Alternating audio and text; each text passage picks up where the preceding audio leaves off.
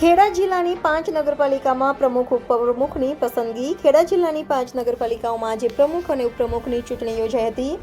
મહેમદાબાદ, ચકલાસી, ખેડા, ડાકોર અને મહુધા નગરપાલિકામાં ગત 16 ફેબ્રુઆરીએ યોજાયેલી ચૂંટણીમાં ભાજપે સફળતા મેળવી હતી. ત્યારે પાંચેય પાલિકાના પ્રમુખ, ઉપપ્રમુખ સહિતના હોદ્દેદારોની નિમણૂક કરાઈ છે. મહેમદાબાદ નગરપાલિકામાં 27 મહિનાના વહીવટદારના શાસન બાદ આજે નગરપાલિકાના પ્રમુખની ચૂંટણી યોજાઈ હતી, જેમાં ભાજપની સ્પષ્ટ બહુમતી હોવાથી પ્રમુખ પદે પ્રશાંત પટેલની, જ્યારે ઉપપ્રમુખ પદે વર્ષાબેન વાઘેલા તથા કારોબારી ચેરમેન પદે વોર્ડ નંબર 5ના રાકેશ સોઢા પરમારની બિનહરીફ વરણી કરવામાં આવી છે.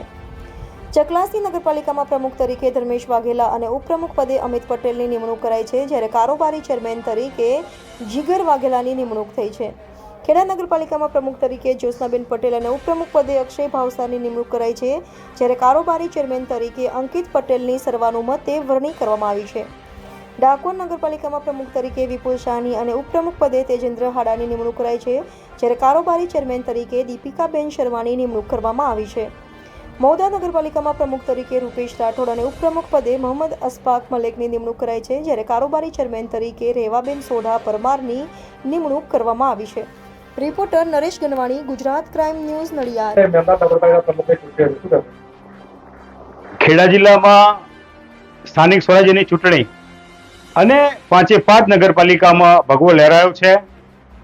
આજે મારા મહેમદાવાદમાં ફરી એકવાર મારા મતદારો, મહેમદાવાદ વિધાનસભા અને નગરપાલિકાના બધા મતદારોએ રેકોર્ડ બ્રેક 18 જેટલી સીટ ઉપર બધા સભ્યોને ચૂંટ્યા અને ફરી એકવાર ભારતીય જનતા પાર્ટીનું શાસન આજે મેન્ડેટમાં પ્રશાંત વિનુભાઈ પટેલ આપણા પ્રમુખ તરીકે, વર્ષાબેન વાઘેલા ઉપપ્રમુખ તરીકે, રાકેશભાઈ સોઢા આપણા કારોબારી ચેરમેન તરીકે, પક્ષના નેતા તરીકે અભિષેક શર્મા અને રણછોડભાઈ ચીખલિયા પક્ષના દંડક તરીકે નિમણૂક થઈ છે.